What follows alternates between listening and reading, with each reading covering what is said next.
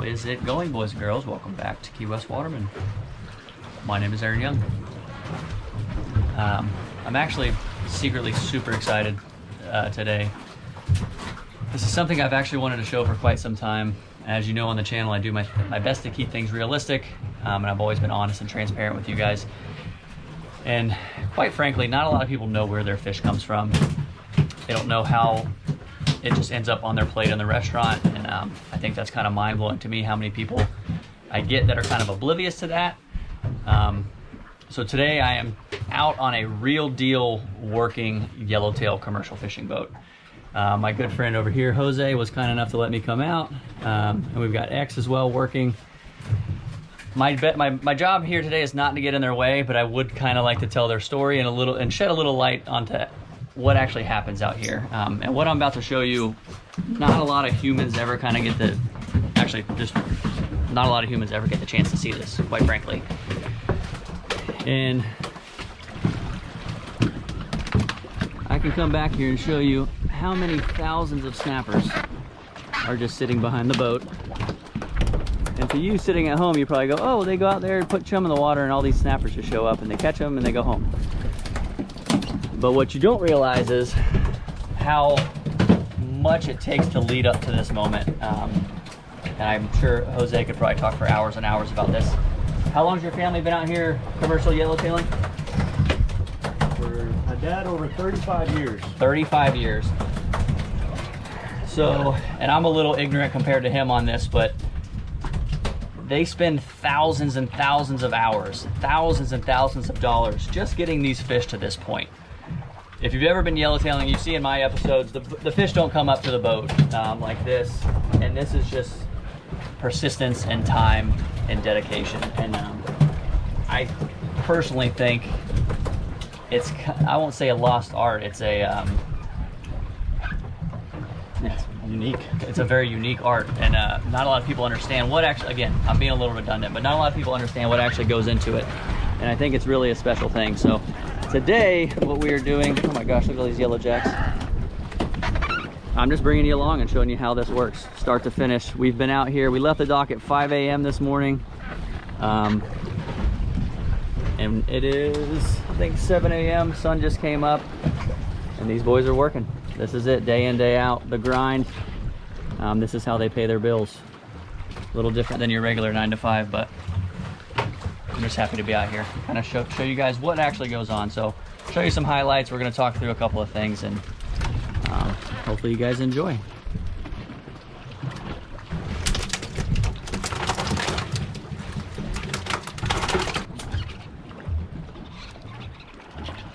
Oh gosh.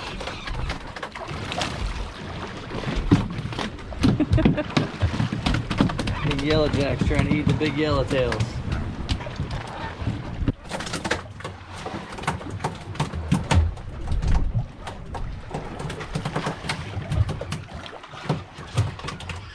Dude, it's in its mouth.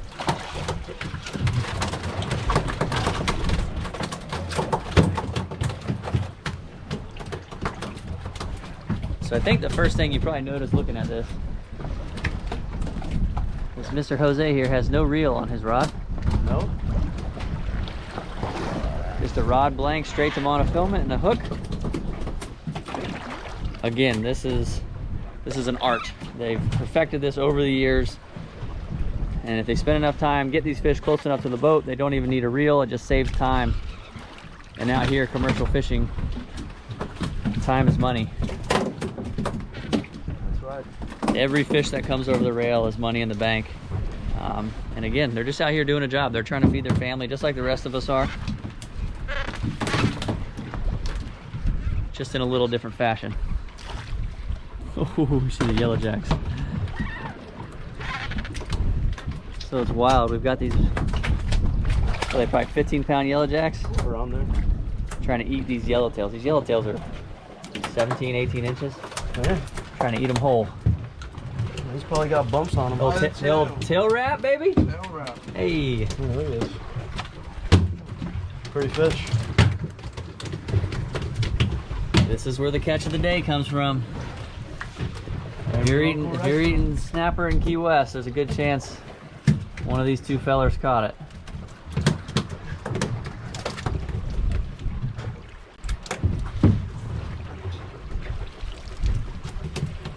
protect the ocean. That was a pretty good trick. That's a good one.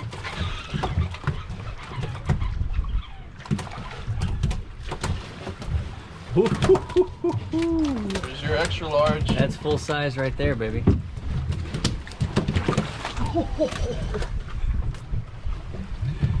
I love the one hand technique. All right. Gotta build up them forearms. Yeah. Is it frowned upon to grab it with the other hand? You guys make fun of each other? Oh yeah. He says no. No, It's a yes. sometimes you do have to, but you know, just We'll don't look do at each it. other weird. We look at each other You weird. don't look nearly as cool. No. Like what are you doing over there, man? Are you using two hands? Hey, come on now. Didn't do your push-ups.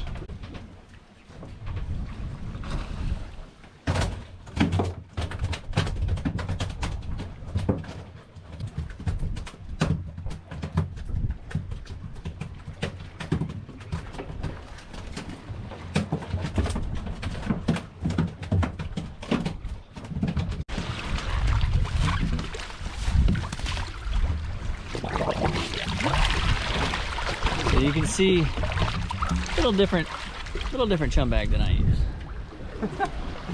Big one, big one. Big one. More vulnerable inside the chum bag to be I eaten got by you. a predator. We're starting to have these big lemon sharks show up. Big yellowjacks, jack crevalles, kingfish around, Amberjack. amberjack. All kinds of stuff. The aquarium. There's a whole aquarium back here. And as I always talk about, salt water and ice. That nice brine. Got to take care of these fish. They're going to the market. Going on the cane pole. A nice one. Woo! I saw that. She gone. She gone. How's that for a cane pole fish? So one thing I did want to cover while I'm out here, maybe I can do a little bit of good for these guys and commercial fishermen in general. One of the biggest problems, and even I experienced this myself, and I'm not a full-time commercial yellowtailer by any means, or any sense of the word.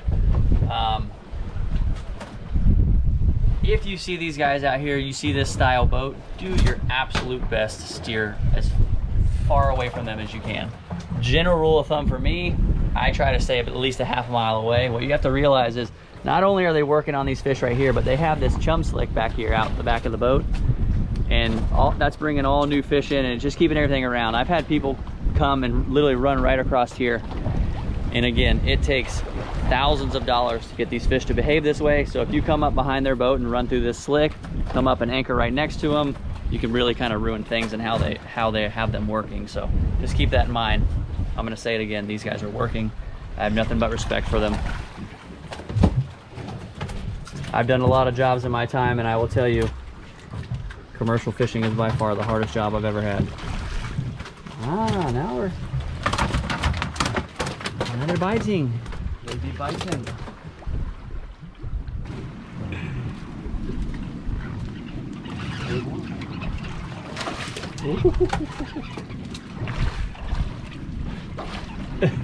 He stayed true to one hand. Always.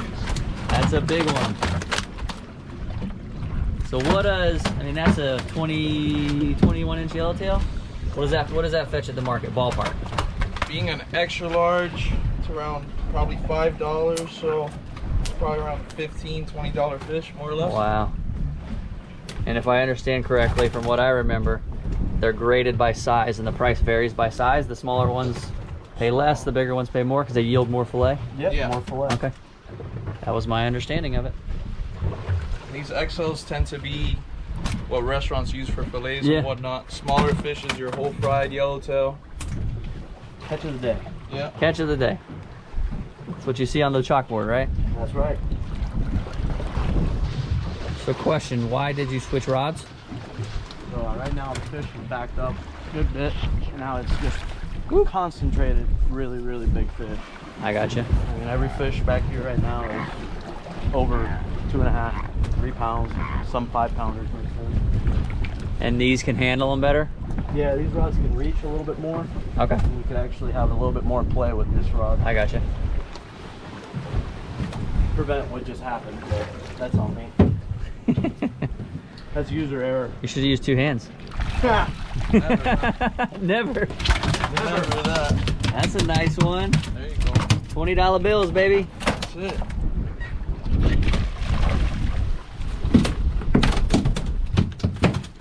Coming at you. So Jose told me his spidey senses are tingling and the fish are acting kind of funny. So he's gonna put a bait out for a kingfish. Uh-oh. Uh-oh. Uh-oh, 2 hands. I saw it. I got caught on camera. Just hit it. You hit it that quick? Oh yeah. Just hit it. I got caught on camera. I've got cameras everywhere, man. This thing got slammed. That fast. Oh yeah. That's pretty cool. And that's Might be. years of experience right there. Might be in half right now, but He could tell by how the fish were acting back here that there was a kingfish in the area. Pretty wild. this thing got. Did it get you? I know it did. There's your kingfish. There That you was go, guys. about 5 seconds in the water. 5 seconds in the water. He missed the whole entire setup. Hook. Look at that. That's wild. Isn't that crazy? It's on. Oh! Oh my god! Oh, I hit my head again. I'll flip this over. Nice kingfish on. The spidey senses. Spidey sense is tingling. Decent fish. Good weight on him. Oh, he spun out the reel on the backing.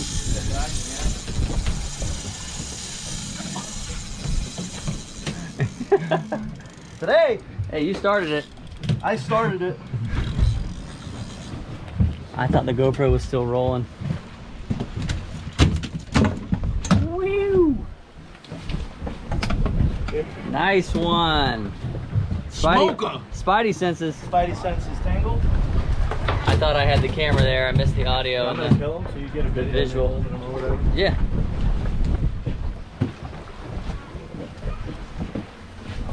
Ooh, watch those teeth. Whew. Yeah, baby. Good Little- fish. Little bonus. Little bonus fish. Yellowtail muncher.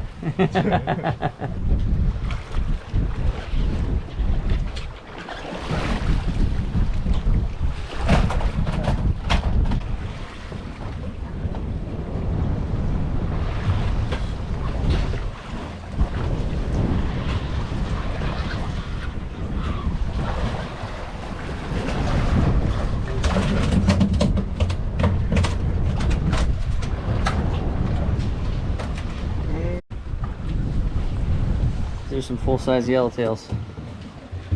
Just to give you a size of reference. So I'm told by the captain we are kind of wrapping it up today. It's apparently not what he had in mind. I'll let him kind of tell you how it went. It's not ideal conditions. I mean, no current, kind of shifting towards the wind. We got a bunch of creature features trying to eat everything Some up. creature features. You know, we We got definitely saw a lot of sharks come in. That's fishing. Sometimes it is the way it is, but Get them next time. we'll these guys are coming right back out tomorrow. They do this every day. We're gonna get back to the dock. He'll give us a synopsis of how they did commercially, break down if the profit, if there is any. Probably not from what I hear, but we're gonna get back to the dock and we'll see you there.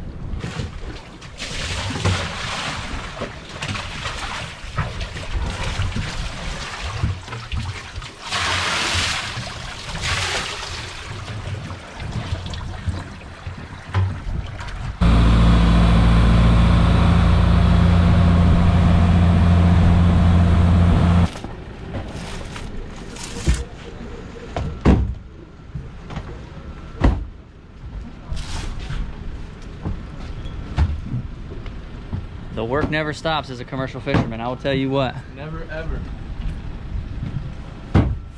Turn, Huh? turn and burn. Turn and burn, baby. So what they're doing right now is they're loading chum, getting ready for tomorrow. Gonna head back out and give it another whack.